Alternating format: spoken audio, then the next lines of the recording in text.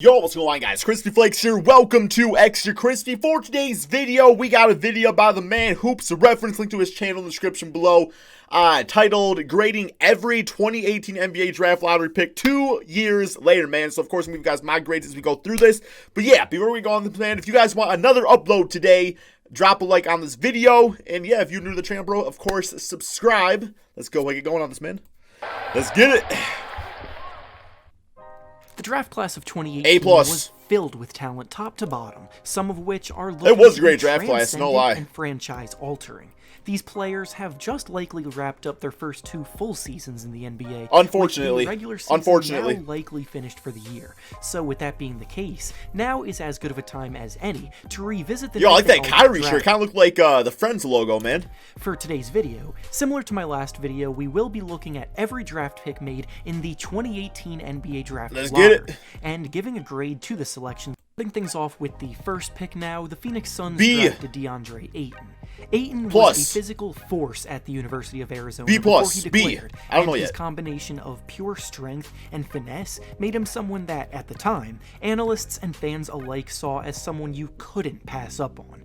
And now, through 2 seasons in the league, outside of a 25-game suspension, he's looked every bit on track to live up to that hype and become one of the most productive bigs in the league. I'm gonna say B+. He may not get the national attention a few other players in this class that will be mentioned later in this video receive. Yeah, we all know who. By no means discount how good he's proven to be, having just averaged 19 points and 12 rebounds per game this year. Not bad. He's weirdly forgotten about by many as a #1 overall pick. The thing that makes me nervous about him, though, is just that, like, I don't know how far a team could go with that type of center anymore. So that's all it's always kind of the big knockoff these days when it comes to centers. It's like, are they going to be able to change the game, or are they going to play a traditional in a new age type of NBA? But on the court, he's producing like a guy taken A-, first. okay. And because of Fair that, enough. I give this pick a grade of a solid A-. With the second pick in Yo, this Marvin draft, was number 2. What? Wow, you want to talk about forgotten? Damn. Bagley, which is where things start to take more of a negative turn. Damn. Through 2 seasons, he's been a fine player, producing decently average, and showing some promising signs for future development.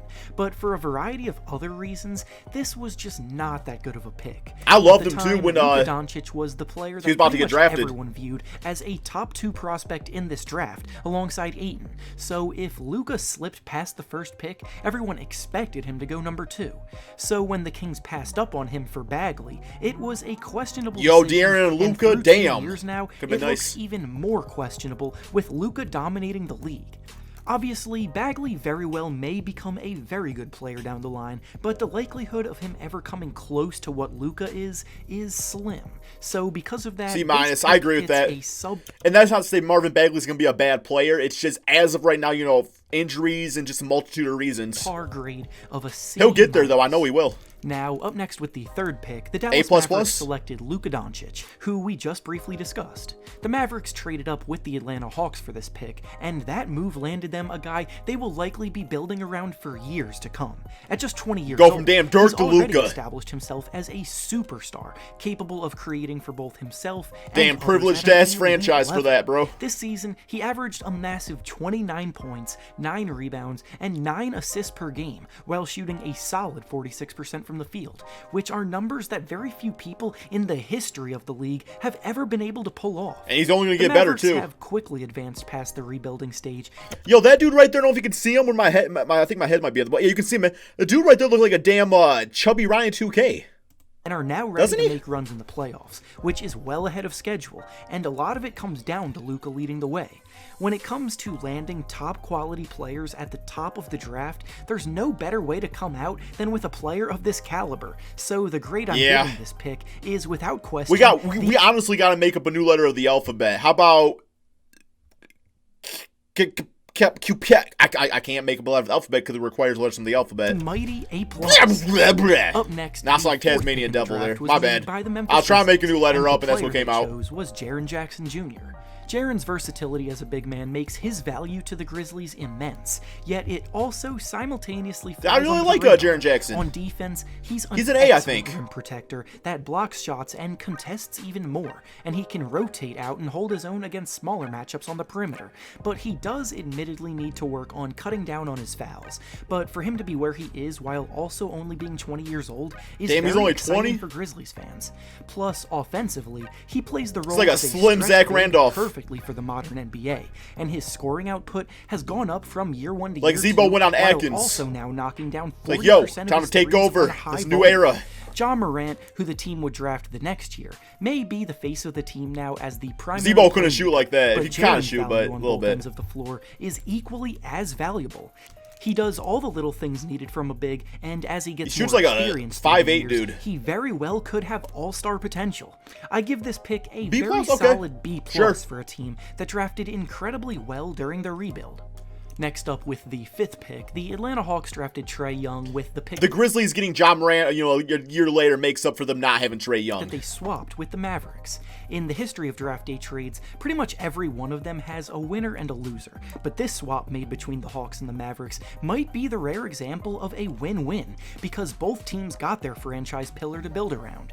Trae is an elite. It's a win situation where it's like, you know, clearly Luka is better than Trae Young. I don't think anybody's going to say otherwise. But, like, yeah, the fact that they still got Trae Young, he's still this dominant, makes it a win-win. But it's like, you know, if you really want to look at it, you're looking at like 52% to the Dallas Mavericks, 48% to the Atlanta Hawks. Playmaker already in his second If that makes season, sense. It's like, averaging about 30 you know, points one's and got to be better 9 than the other. That's assists how per the game. NBA works, right? His crafty handle, ability to shake defenders and create space, and shooting ability from anywhere. If we on talked the equals, floor there'd be no make him LeBron, an Michael Jordan incredibly comparisons. difficult cover for opposing They'd defenders. just be equals. And when he catches fire, there's almost nothing you can do about it because he's pulling up from the logo. The Hawks may not have been winning much with him at the helm, but they are still in the middle of a rebuild. So when Trae and some of the other core players they've put together Damn, start no to hit handles, their bro. primes, this will be a scary group. And There we go. finding a guy Wow. as productive as Trae with the 5th pick makes this grade for the pick another A+.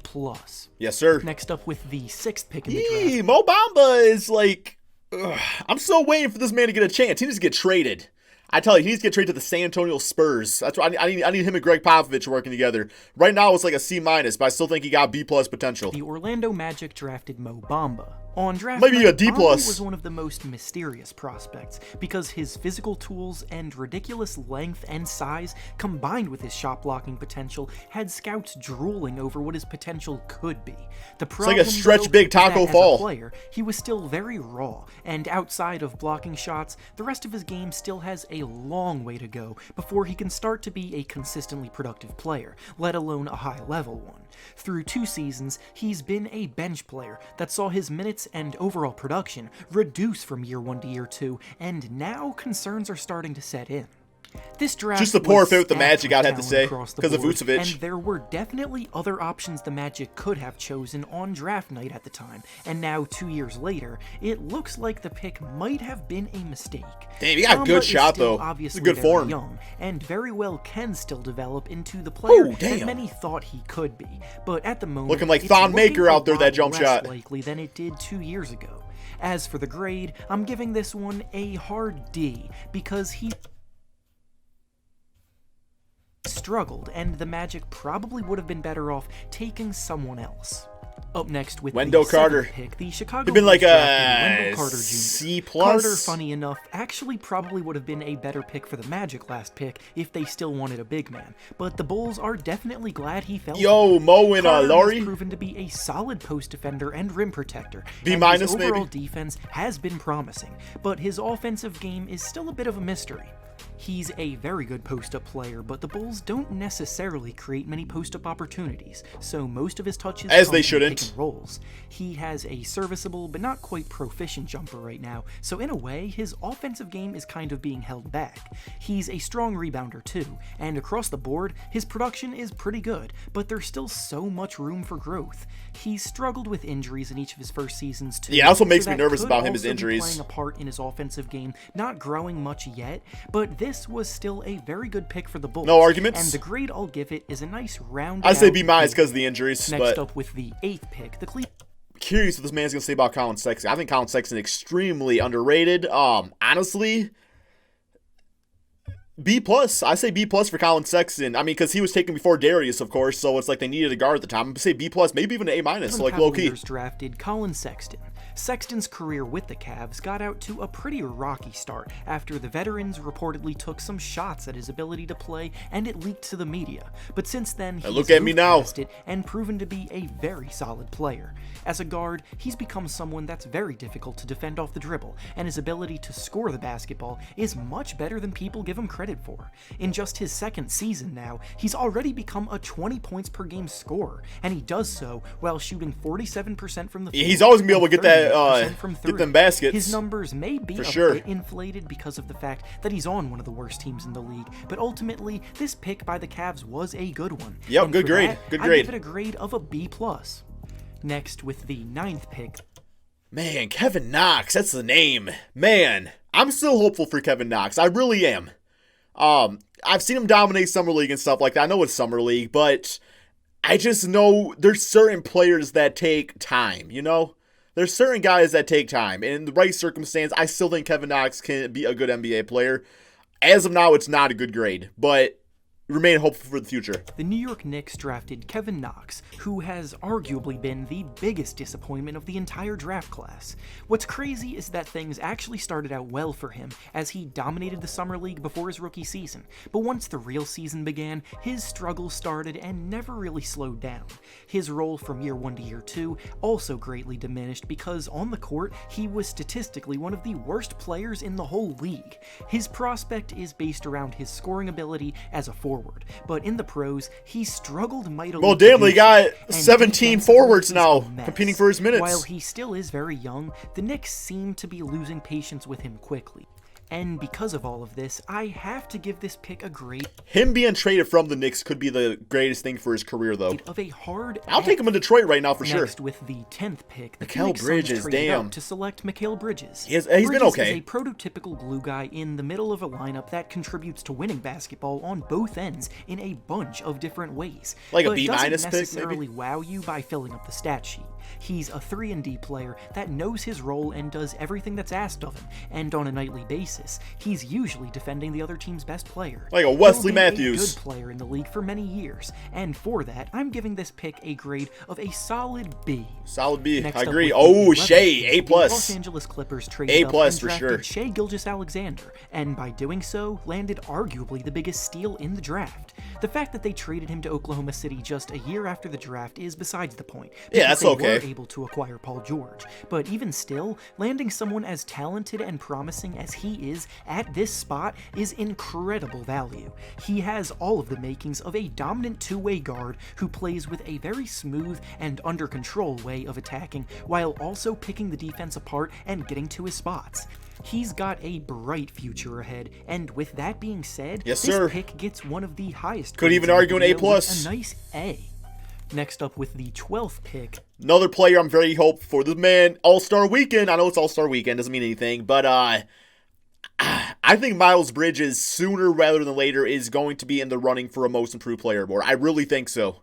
I really think so. The Charlotte Hornets actually give him a traded B- down for from now. the Clippers last Maybe a year C+. and drafted Miles Bridges. Bridges is an interesting player to analyze because he has all of the physical gifts of quickness and elite athleticism. I think he'll get there. Every now and then, he'll wow you with a highlight dunk, but he's not very consistent as a scorer, and he struggles mightily on defense. I think he could become a good player one day, but I'm not ways quite away. as confident in that assertion as many were 2 years ago when he got drafted. He's not bad by any means, he's just decent. I agree with that. Okay, And there you the go. grade for this one is going to be a B-. Next up with the 13th Jerome pick, Robinson. the What's this dude been doing? Where is he at these days? Where is Jerome? I don't know where he's at. Los Angeles Clippers drafted Jerome He's still in the Robinson, NBA? who at the time felt like a reach, and so far, nothing has really changed in that regard. Robinson was a nice prospect, expected to go somewhere in the first round at the time, but I don't think any mock draft Damn, he didn't had him pass that going ball. as high as the lottery. So when this happened, it surprised a lot of people. Where And now, is he 2 years at? Later, people are still scratching their heads. He's barely gotten Very playing sure. time Very 2 true. years in, and he hasn't exactly been good when he has played. Not to be harsh, but this pick was just bad. That's not harsh, I agree. Choice, but to give it an F grade. I agree. And finally, the last... Michael Porter, I think, is going to be the real deal. For where the Denver Nuggets drafted him at, it's got to be like an A-. It's got to be an A-. Last pick of the lottery was made by the Denver Nuggets, and with it, they drafted Michael Porter Jr. Porter Jr. was a guy seen by many as a future superstar. I think he will be. But back problems plagued him for the last 2 years, which killed his draft stock. And after sitting out an entire season last year, he's been slowly getting back into the swing of the season, and on occasion, has looked like the player he was pre-injury. Has his moments for sure. Obviously, the health will always be something worth monitoring, because back injuries are no joke. But if he can continue to build on the steps he's made this season moving forward, be that third guy for Denver. Themselves a steal, and because of that, the grade they'll be receiving is a nice B+. And with that, all right, that is the end of the video. Yeah, no big time arguments here as far as the grading that Hoops Reference gave out. I agree with most of them there. You know, I mean, I might be a little different, but yeah. Guys, what do y'all think? Let me know in the comment section below. Thank you all so much for watching, and peace out, my friends.